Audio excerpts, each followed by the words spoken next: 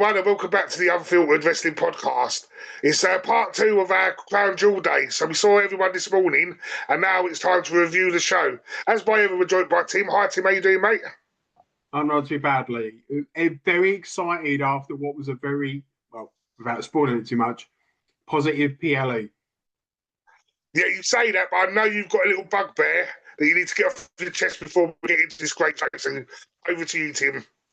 Okay, we've got 2 bugbears. We'll come on to the second one in a minute. But the first one, WWE adverts. This is a PLE. Do I have to see adverts for Call of Duty Mobile and other films? And oh my God, I watched it live and there was a 3-minute advert break in the middle. I pay my subscription to Netflix, but that's that. But I shouldn't be entitled to have these adverts. Why are we doing this? They should be getting better than this. This is ridiculous. I lost my marbles both times the adverts came in and I was not impressed. I think being a boxing fan, quite used to it, because it used to really bugbear me. You'd pay for Sky Sports box office and there'd still be adverts and you're paying £30-40, and even with the DAZN subscription there's still ads. So I think it is something that still happens in sport because they know they've got the eyes. But I totally agree with you. If you're paying your subscription fee, you should not be paying for adverts. I felt like I was watching WWF on Channel 4 all those years ago. It was driving me insane. Well, it did sort of have a bit of that vibe because it was on Saturday afternoon. I remember WCW being on ITV on a Saturday afternoon, and I got a little bit of that vibe watching the pay-per-view today, which was the PLE, which was a bit nice because it was a bit nostalgic, but it was a bit weird at the same time. Yeah. Oh, yeah, without a doubt. Yeah, there are swings and roundabouts. It really irritates me that we're doing PLEs. I understand for television, hell, even for Netflix and their TV shows, I understand with those breaks that make sense. This is a PLE. This is a big event. And if we're just going to keep advertising mobile games, Riyadh season, again, I can't even remember the name of the film. This is the point. It made me want to go and switch it off and think, if I just turn this off and watch it up later, I can skip past this. So I think you lose something by having that when it's live. No, yeah, I do agree. It's always been frustrating. And what was your second? That's in part of a match, and we'll come on to that when it happens. Okay, so in a way, other than I haven't heard the second bugbear, it is nice that in a way we've only got adverts to moan about because the show itself was quite a decent show. So it kicked off. I got this one this morning in our review. I thought Roman was fighting Bron Breakker, but obviously not. He was fighting Bronson Reed. So it's kicked off with an Australian street fight. And we was a little bit worried about this morning, but it turned out to be an okay match, didn't it? Yeah. So this match was really good. It was, I thought, well thought out of the story. Like Roman absolutely batters him. And I do have to say, when I was watching like the first couple of minutes of this and thought, oh, this could be really bad. If this just turns out to be a Roman squash match, I'm going to be absolutely disappointed. But the pacing was right. My second bugbear is, and it links into this match and the second match, I think this match went on a little bit too long. And because that went on too long, the second match was too short. And that's my wrestling bugbear that I'll have all night. Other than that, I thought it was really clever. I liked the acknowledge me in the middle of the match with the microphone. I thought that's a great touch. Yeah, I totally agree. And then obviously we had the interruption from Bron Breakker, and then the Usos got their own entrance mid-match. I know it's a straight in street fight, so it's allowed, but I did find out Bron Breakker sneaked up, but the Usos got their music and a whole entrance. We sort of spoke about this morning. We thought it was going to be Jimmy. It turned out to be Jay. Do you think this was right for the story, and was you shocked that this happened? Because you were sort of adamant that they wouldn't do this to Roman. I was convinced they weren't going to do it because um, I didn't think they had the bottle. I said this on this morning's review. I didn't think they had the bottle to pull the trigger. Um, Not only did they told an even better story, I think, than you and I had suggested. I think Yeah, with what Roman says at the end, and that is a key part, where he sat down in the ring with the Usos and he's having the conversation and telling them, I love you both, but I told you not to be here. I want you to deal with this. This isn't like it was before. it only works when we win as well. That was quite an interesting line. Yeah, this is it. This is the whole idea. And he says, I don't want to see you till Christmas. I thought that was really key. That throws a lot of people that have been speculating, like myself, about what happens with war games, whether WWE have done this to try and put us off the scent or whatever. This story is impressive, and I think it leads to the fact that the Vision are now going back upwards again. Yeah, totally agree. And obviously, like we said this morning as well, it seems like this is mapped out for a year or so, and this has definitely got Paul Heyman's hands all over it. And we know Paul Heyman's a genius, and this is great storytelling, and this is the storytelling that I feel like has been missing for the last 3 or 4 months. So it's really good to see this sort of coming to fruition again. So I'm really excited for this storyline moving forward. Which is going to shock you a bit, I'm actually liking Jay's character development. I know I've always linked him to the Ultimate Warrior, but I just think he had poor character development. Back in this story, I'm really enjoying him again. So yeah, I'm really looking forward. I want to see more of it, and that's where you get to tell it's a good story. If I want to see more of it, I'm invested. Keep telling me a good story. Yes, we're gonna have some dips, but it's as long as when we get through the dip, we pull back out that the story will be fine. And at the moment, I think this is where we're going. Overall, Tim, what would you rate this match? I'm going to give this a 3.5 star match. It was really good, really intense. I enjoyed it. Um, as I say, both guys and everybody else involved did it really good. What about you? I usually give the scores. I want to know what your score is. Yeah, no, I agree. I've had 3.5 because, like I said before, I'm a casual fan, so I look more for storyline than actual in-ring wrestling. In-ring wrestling was good, but overall for a story, it was a great storytelling. So yeah, 3.5. Yeah. And then that led on to the women's title match, and you got it right this morning. Yes, I told you, didn't I? I said this was the case. I also think we've even managed to tell a story prepared going future with Tiffany, but I'll come on to that one in a minute. Um, my girl, Stephanie Vaquer, picking up the W. Yeah, I thought it was quite a decent match. I think, like, comparing it to the other matches of the card, it was a weaker match. But as an individual match, I thought it was okay. So I actually really enjoyed this match. I thought both women were fantastic. I've had my criticism with Tiffany over the past few months. I think she's made a few. There appear to be some timing errors. And look, with the job they're doing fantastic. But occasionally it's looked a little bit. That wasn't the case. The Cartwheel Alabama Slam looked amazing. It's looked as good as it has for a while. Um, both women gave it all. I thought the finish made sense. As I've said, my biggest issue is they just were not given enough time. Yeah, maybe that's probably why I didn't enjoy it as much because, like you said, the timing issue. But like I said, we've got the prediction right this morning. What are you rating this match? So this match for me, I think that we're going to disagree with this. I think this is another 3.5 star match. This match on a different day could have been the best match if given a more time. Yeah, I'm not too far off you. I'm going to give it a 3 because, like I said, I think it was a decent match. But for me, I weren't as invested in the story. You mentioned a minute ago that you think there's a story developing for Tiffany. What do you think's happening? So the big thing for me is I think Raw came out the winner as overall. I think there's going to be some reflection time on SmackDown. But for Tiffany, I've heard the rumours that at Survivor Series or at least Saturday Night Main Event, Tiffany's going to go against Jade and she's going to drop the belt. I think we're going to start a story of where she's going to start losing matches.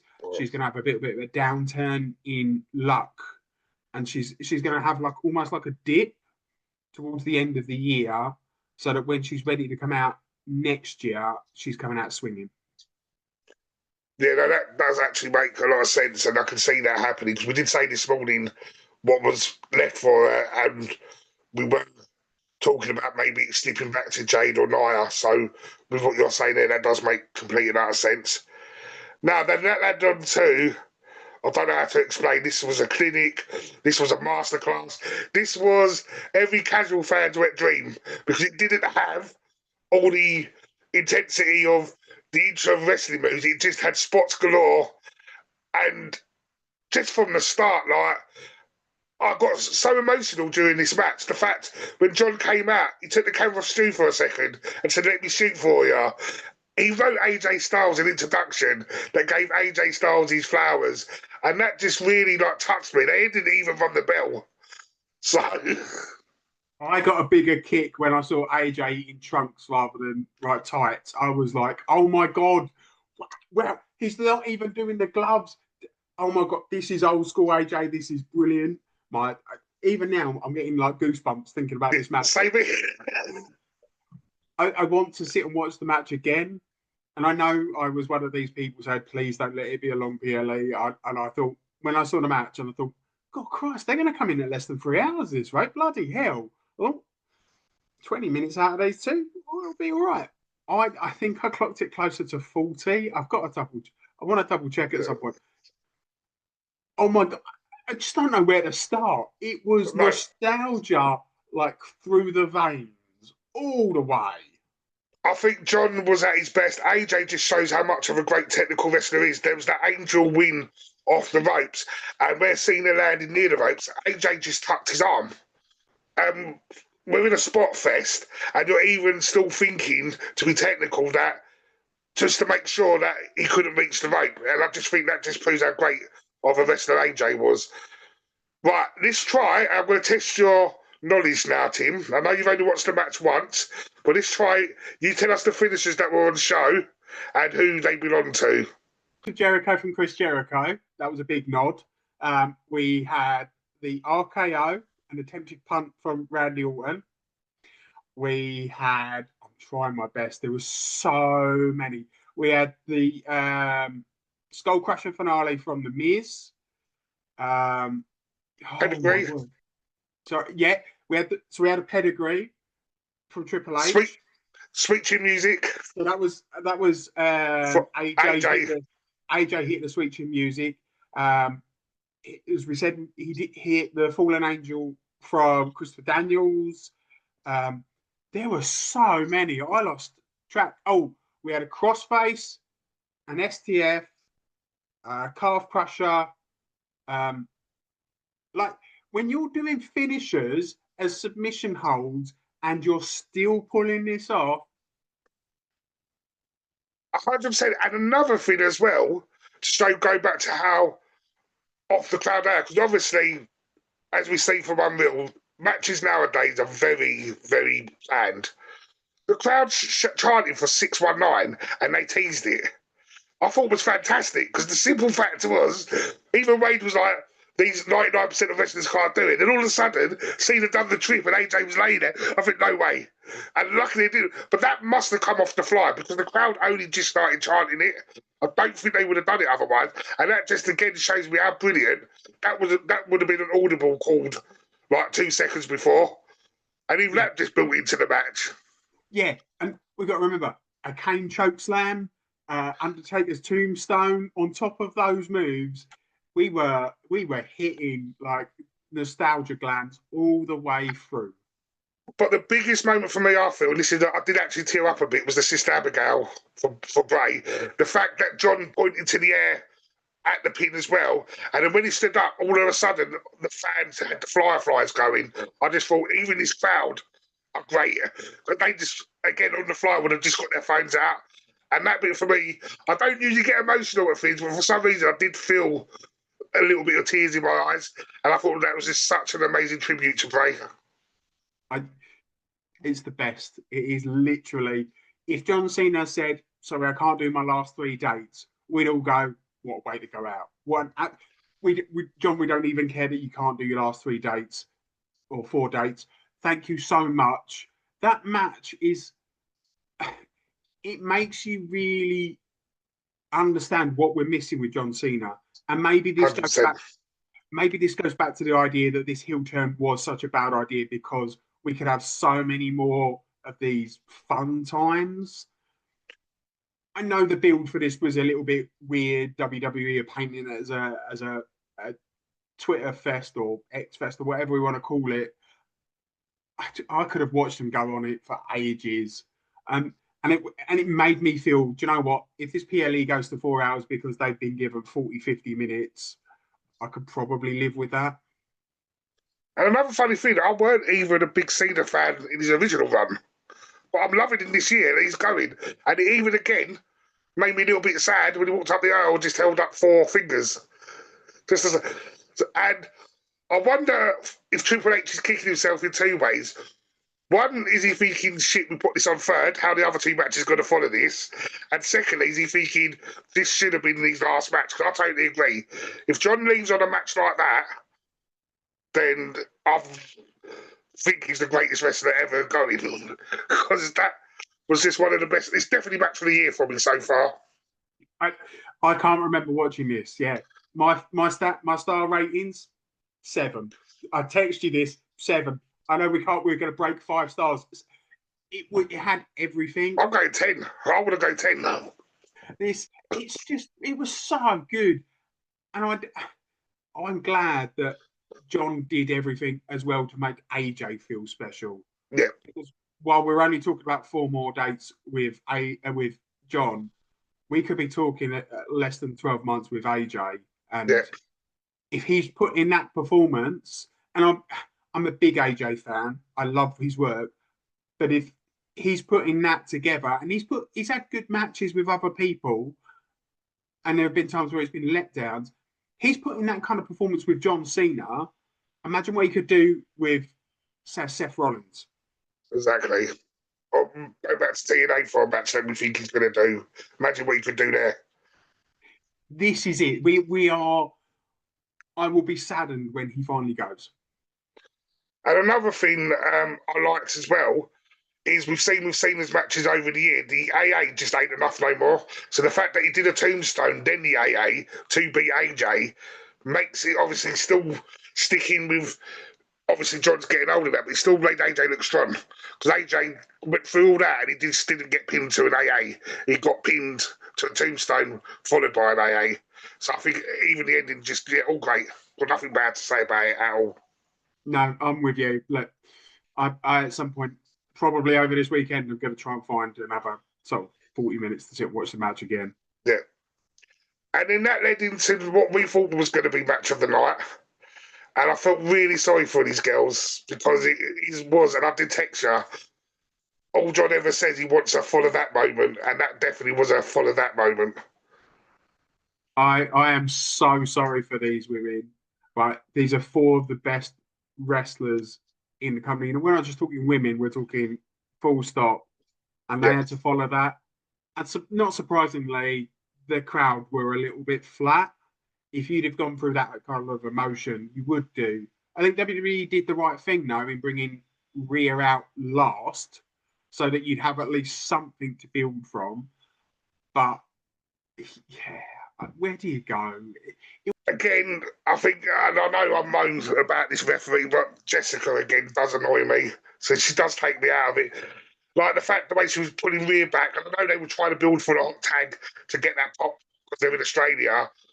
But she was allowing Asuka and that to do double teams, and she weren't as in their face. But the moment Rhea's foot went in the ring, she's right in the corner pushing her back out. I thought, this just looks unfair. That's what you want. That is a proper, that's a good hot tag. So I was sat watching it with my partner, and I was saying, right, she's going to attempt this. She's going to attempt this. Io's going to try and do this. Rhea's going to get kicked out. It's how you build a good hot tag. Again, all four women did a solid enough job. I think they missed the trick in letting Io pin Kyrie, though.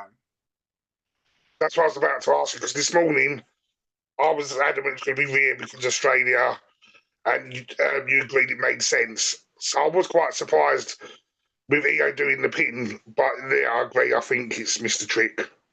Yeah, it's not because I don't like Io. I think Io is probably the best wrestler in the company.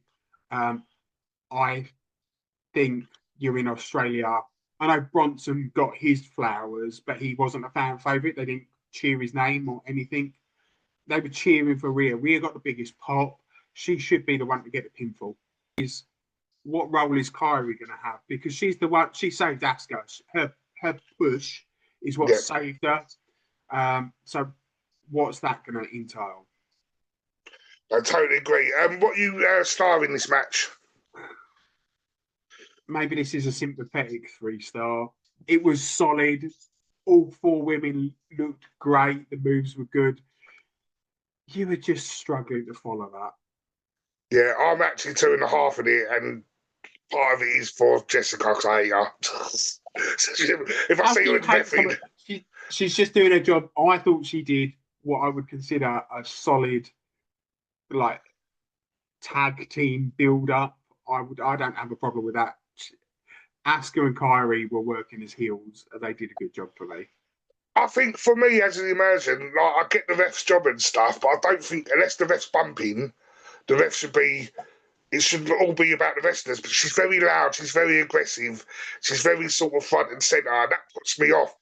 And I don't think that's a referee's role. A referee should blend in the background until they're bumped or something like that, in my opinion.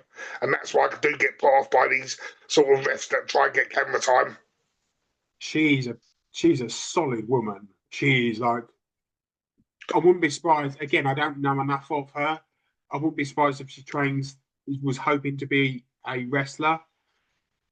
I'm not as bothered by you, if I'm honest. That I think there are worse referees out there. Yeah. You're talking about bad refereeing. It was really weird because obviously the guy that Drew saying done him over was the ref for the Seth Cody match, and he done a great job this time round. Other than the ref bump, which I called, Yeah. Again, watching it, said the finisher will include a ref bump. And it wasn't a particularly big ref bump.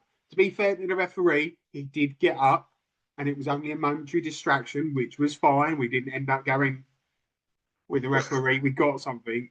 But this world title match, or should we say giant big corset match? Yeah, the corset. This was as good as you can get from that kind of match. Again, as you said, you had the crowd had the life dragged out of them from the Cena match. They tried to bring this back, and I think they did a pretty good job. Yeah, I think the first half, it was a match of two halves for me. I did find it weird because obviously Seth's character build up to it was that he was down himself, but the first half of the match, after the first 2 or 3 minutes, he got very arrogant. He'd done the Stardust cartwheel. Obviously, he had the polka dots, which I thought was all great, but it didn't link into how he'd been, even walking off the kickoff show. It didn't link in for me, but then once he realised he couldn't beat Cody halfway through the match, he started doubting himself a bit again. I thought his work become really great. So to me, the second half of the match was really good. And that's fine for me because that's sort of, you only really remember the end when you think back on things. So I don't think it spoiled the match too much, but it was just a little bit weird for me at the start. Okay. I enjoyed his first bit. I also quite enjoyed the fact he came out dressed like a zebrafish. Who comes out dressed like that? Seth Rollins does. Yeah, he's the only guy that can pull it off. Again, and it's the subtlety of filming him taking the watch off. And as soon as he's taking the watch off, that's going to play a role in the match. I quite liked the fact that when he started to beat, the story is he starts to feel he's confident. He feels, do you know what? I can do this. I'm Yeah, a confident guy. I should be able to do this. And I think that's what you get. Um, the polka dots for me had me going. I thought, wow, yeah. that was clever. Um, the in-ring match for two guys that are quite clearly two of the best in the world, I thought that was top tier as well. Yeah, agree. I was a little bit worried because obviously different brands, we had all that stuff with WrestleMania and stuff. They fought quite a lot, so I was quite worried. But this is one more of my enjoyable matches with them. I think the timekeeper though must have swapped that watch for like a lump of concrete because the moment Cody got hit, he went down like a sack of potatoes. And yeah, I know Rolex are hard, but I didn't think that hard. I liked that shot. I think he actually. I don't think he pulled back on that. I think that's a receipt because he clocked him right there. And I don't know whether you noticed he managed to Busted his cut part. mouth, yeah. Yeah, so he hit him hard. This wasn't that. I thought that was clever. I just want to mention, firstly, Seth Rollins doing a Spanish fly, unreal. I watched him do that. I thought, there's no way you're not going to pull off a Spanish fly. So that tells you Cody trusts him enough to be able to pull a move like that off. They're not the cruiserweights. They're not the smaller guys. These are two decently built guys, and you're able to pull that off. And also a big one, the Avalanche Crossroads. Seth took a really bad Yeah, landing with that. That's the on frigging his arm. worst lot. Yeah, just caught on his shoulder. I thought, oh, please don't have injured yourself. Yeah, but again, it proves how great of professionals these two are because he must have been in a lot of pain, but he managed to pull it off. The ending itself, I thought, was really good. Also, the way they were sort of teasing, obviously, when he took the mic off the interviewer, I forgot her name, and he's talking about being the great, there's no one better than him. I'm just waiting for music to hit, someone's music to hit, and it never did. And I thought, brilliant. That is a way to leave us because we don't know if something's happening or not. Yeah, I was literally waiting for like somebody to get involved when the a ref bump, and which is why I said to you I was expecting a bigger ref bump, and I thought, oh, Yeah, somebody's going to jump over, and we're going to get that, and I, we put my thoughts out, so we know what I thought.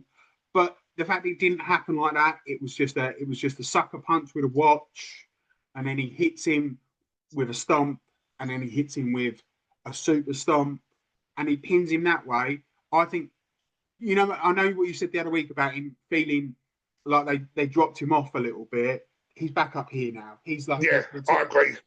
top level this time right now. Is there anything to read into? I know he didn't want the Vision involved in the match, but them not even coming out on the ramp to celebrate at the end. Do you think there's anything to read into that? I don't know. I think we have to wait and see what Raw's like tomorrow. They did. It is worth mentioning after the Bronson Reed match, they did actually. Paul Heyman said to the Bronze, "We're not going out to help Seth. He's got to do it on his own." And Yeah. maybe that's what brings that story back line. Yeah, because no, I agree with them not coming in the match. I think that made sense, but not even just to give a little acknowledgement right at the end once he's holding all the belts up. I didn't know. And like you said, I think a lot more answers will come on Raw. It's also worth mentioning. Stephanie Vaquer came out and stood with him, and that looked a little bit weird and awkward. But Yeah, it sold the idea that these, as I've said, corset belt things and the whopping great big rings that they're wearing are important. So why not have both your champions there and then as the show ended? no, exactly. And what star are we giving the title match? I'm going to give it a 4. I I thought this agree. match was I thought this match was really good, but again, it would go higher had Cena and AJ just not literally knocked it out of the park. I think that's your problem. If you did that match at the beginning and everything builds up, then you could easily get more out of it. But the crowd were completely shattered after that third match. Yes, they got back into it, but I think you'd have had more fan interaction had the Cena match not happened. No, totally agree. And just before we go, I know we predicted Tim's top match and Tim's top talent. I think I know where this is going. I'm going to predict the AJ Cena match as the top match, and Tim's top talent is going to be both Cena and AJ. Top, yeah, well done. There's no point even arguing about it. These two share my top talent, and the match again. For anybody that hasn't watched this match, go find yourself some time. Give yourself an hour. Go and find something really comfortable, drinks, snacks, and sit and watch this masterclass. This is how two professionals entertain you. I totally agree. And Tim, we know you put out a little short video earlier on with some Survivor Series news. Hopefully, we'll get some of that unwrapped on Raw. So I look forward to speaking to you about that next week. Until then, have a good rest of your weekend. And you too, Lee. I'll see you next week.